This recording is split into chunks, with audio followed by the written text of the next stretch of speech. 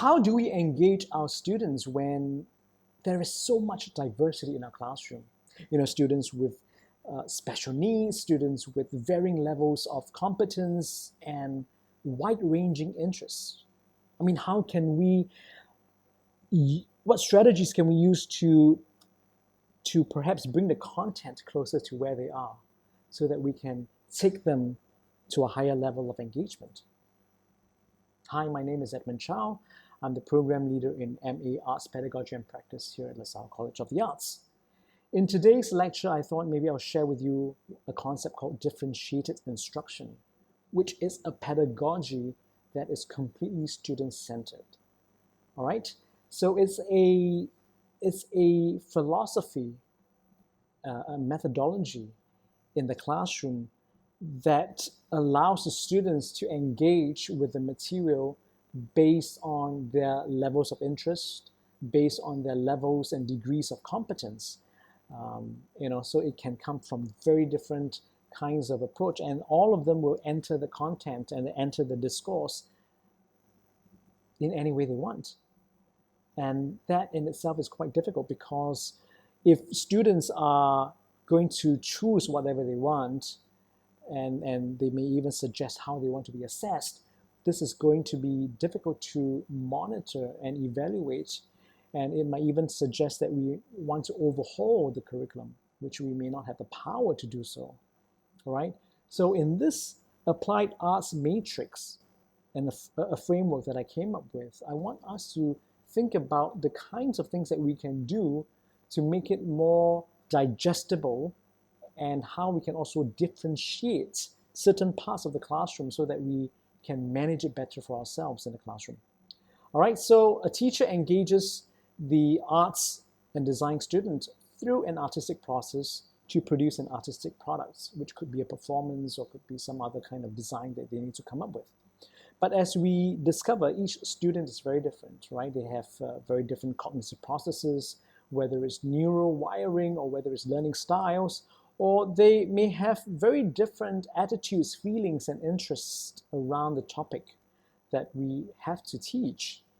And then on top of that, right, the context of the family, of the school environment, and even the culture, right now with the COVID situation, it can affect and influence the way they learn and engage with the material, right? So all these things are affecting how we teach, and it's quite difficult and complex, and sometimes daunting to meet the needs of our individual students. So for the purposes of today's lecture, I thought maybe we should just focus on this area, because this area is something we could potentially manage to make it a little easier for us. And to do so, I thought I would introduce Howard Gardner's theory of multiple intelligences. All right, in this theory, Gardner says that we can allow students to enter the content in multiple ways.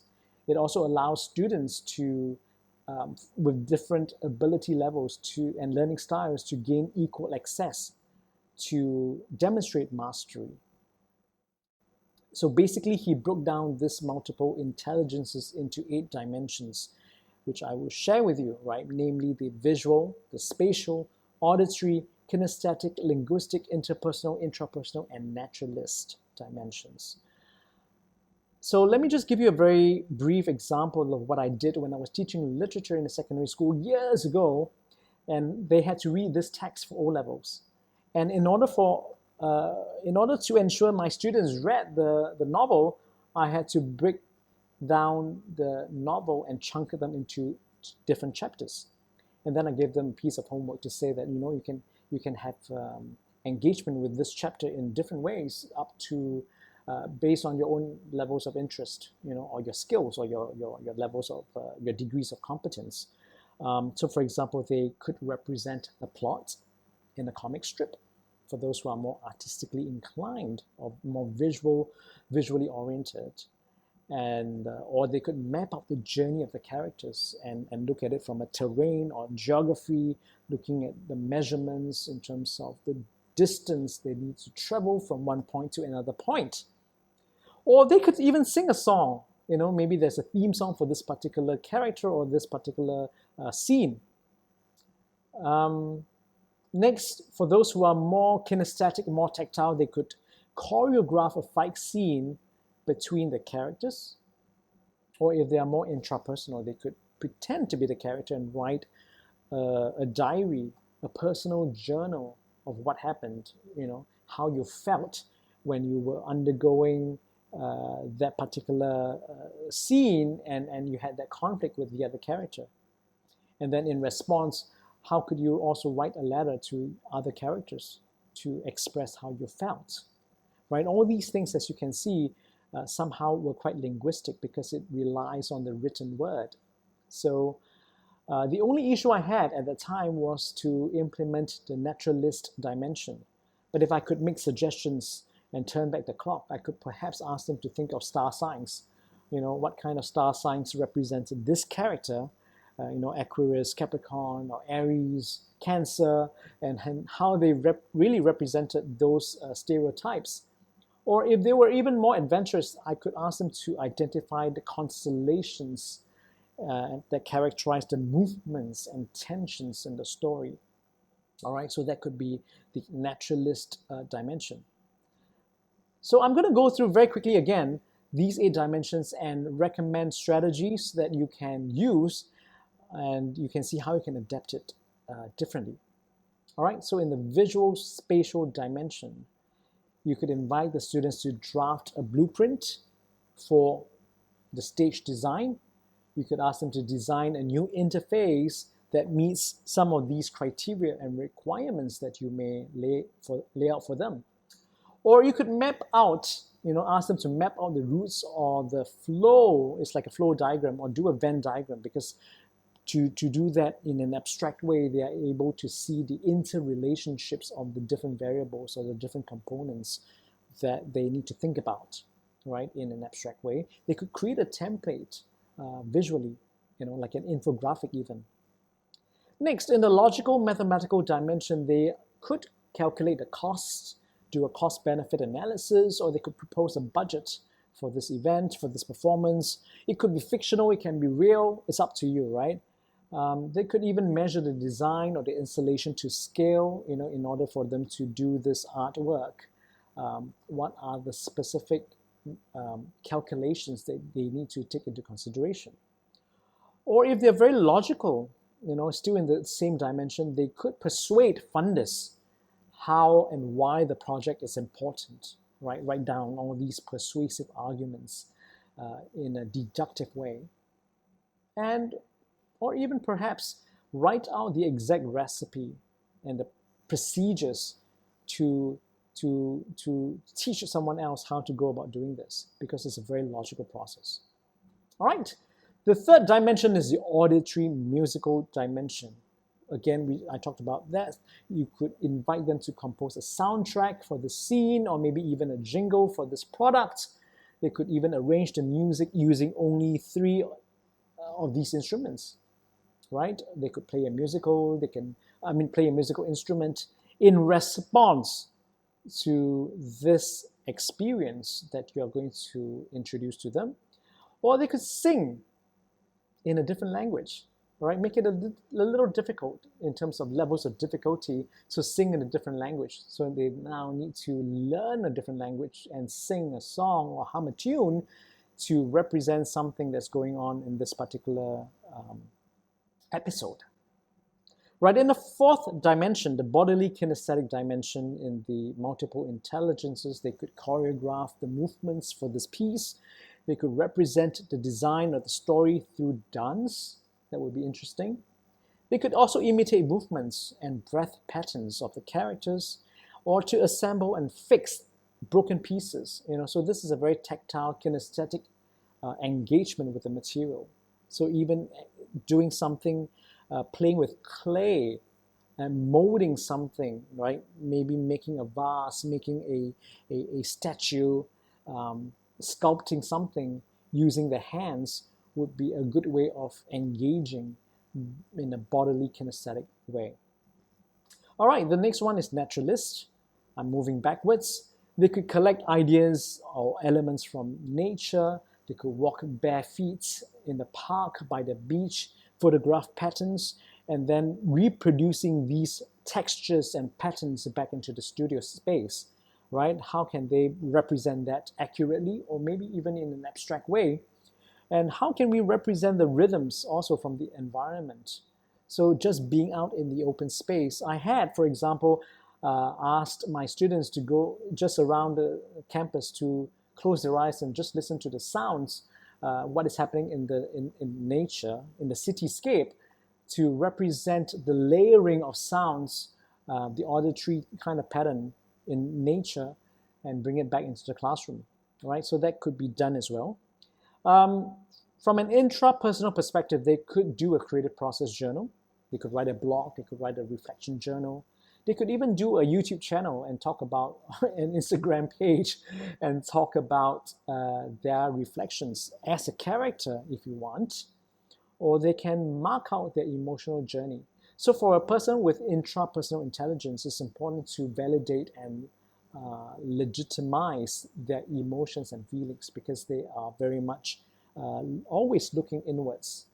All right, so get them to talk about their feelings, whether again it's a fictional context or in a real context, it doesn't matter, but get them to acknowledge those feelings. The seventh multiple intelligence here is the interpersonal. So they could do something that involves some form of social organizing, because they like social interactions, right? Organize a social event, organize a performance, create a buddy system to work around this thing and solve a problem together. Or they could perhaps do some kind of ethnographic research that allows them to listen to another person's experiences, interviewing them, and try to do that in a documentary even, right? Document that process. How do you represent someone else's experiences? Because they like to have that engagement with someone else, right? So the interpersonal dimension really validates that kind of social space they are in, right? Of course, in a COVID context, we need to observe some form of social distancing. So for a person with interpersonal intelligence in a COVID situation, this is very difficult, right? Because especially on a Zoom context, it lacks that kind of interaction. So maybe having breakout sessions, getting them to talk one-on-one with each other would be a very helpful framework to work with, all right?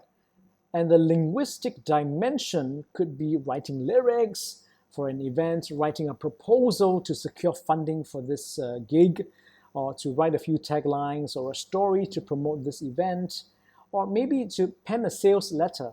All right, anything to use the written word would be a great way for this particular learner into that particular thing, right? So if you take a look at this thing that you need to teach, a concept that they need to engage in, they can come from 8 different ways into the same thing, and then come together and let's discuss how many ways you could really explore this concept.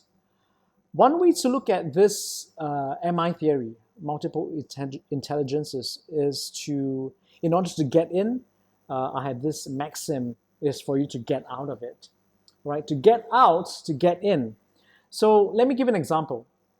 2 cohorts ago, one of my MA students wanted to teach 3D printing, and he wanted to really get the students to acquire the confidence and to have the knowledge to operate the 3D printer. But they kept coming to him to want to know how to do it, the specific dimensions, what I need to do in this particular context.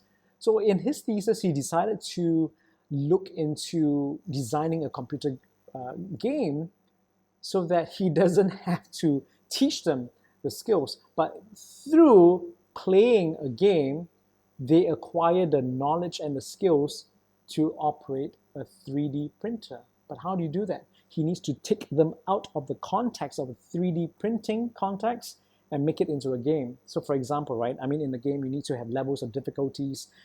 So in this particular context, he needed them to go through a kind of a journey to save, let's just say, the princess from prison, from the jail, right? But in order to get to that point, they need to acquire different skills, different equipment they need, the points system to like a credit system where they gain points to buy certain kinds of in exchange for some kind of a gadget, so that they can fight the monster guarding this particular prison.